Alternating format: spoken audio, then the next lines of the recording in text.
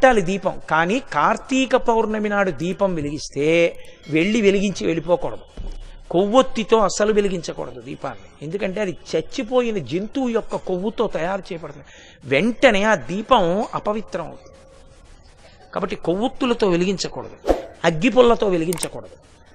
కార్తీక పౌర్ణమి నాడు సుగంధమైనటువంటి దాంతో, అంటే అగరుపుల్ల వెలిగించుకుని అగరపుల్లతో దీపాన్ని వెలిగించుకోవాలి. వెలిగించి వదిలేయకూడదు.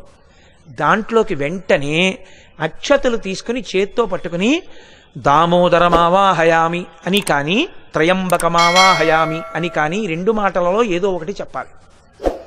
అంటే దామోదరుణ్ణి కానీ త్రయంబకుణ్ణి కానీ దీపం మీదకి ఆహ్వానం చెయ్యాలి. ఎక్కడైనా చెత్త ఉండిపోయినా కూడా రేపు లౌకికాగ్నితో వెలిగించకూడదు. ఈ ఆవాహన చేయబడిన దీపంతో వెలిగించి ఆ దీపం దగ్గర నిలబడి ఒక మాట చెప్పాలి అందరూ. కీటాహ పతంగాహ